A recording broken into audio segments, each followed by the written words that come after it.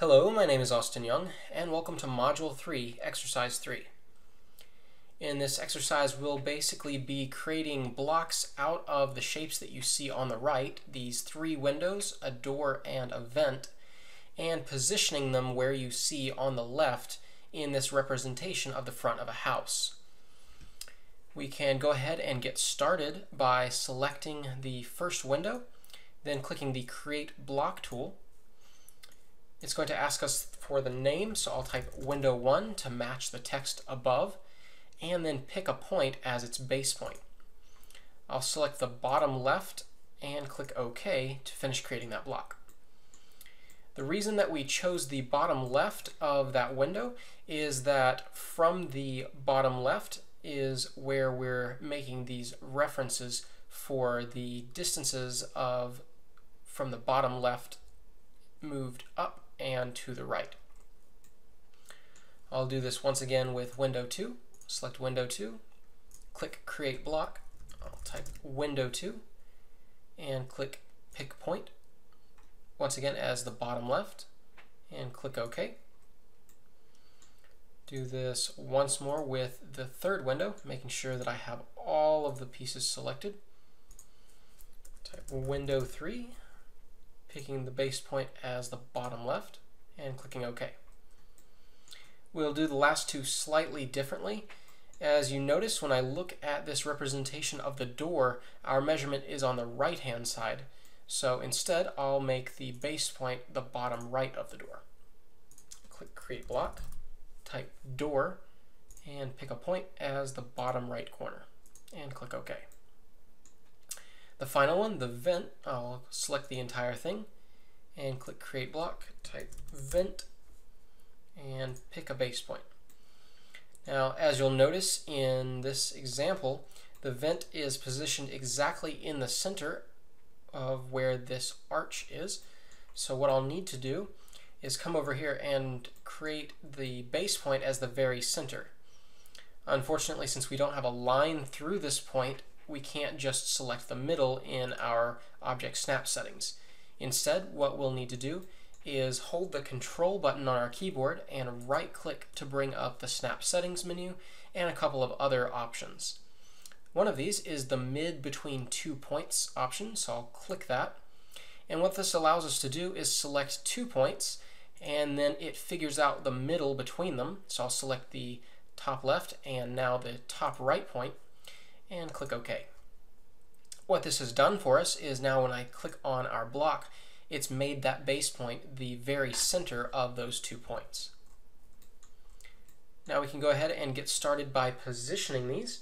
I'll start out with window 1, which is in the bottom left corner, at a distance of 1260 from the bottom and over 550. There are multiple ways that I can do this, but perhaps one of the easier ways is to copy these lines from which they're referenced and move them over that exact distance. What I mean by this is the distance moved up for the bottom of the window is 1260. So if I use the Copy tool in our Home tab, select that and select the line here, hitting Enter, I'll select any base point and move this up, and I'll type 11, let's see, what was that? 1260, so straight up 1260. And what we've done is created a copy that is exactly where the bottom of this would be. So now if I wish, I can go ahead and move this down and snap that right there onto that line. The next thing we can do is grab this one, so I'll click that one, and we'll make a copy 550 over to the right. So I'll click Copy, specify a base point out to the right, 550, and hit Enter, and Escape. Now I can grab this window and from its point, snap this exactly where those two lines meet, and then delete them. Now our first window has been positioned. The next one is actually window 3. We can do window 2 up here, but it will actually be a little bit easier if I do window 3 first, and I'll show you why in just a second. I'll go ahead and move this down somewhere approximately, a little bit closer. And it looks like this is referenced from this point here over 400.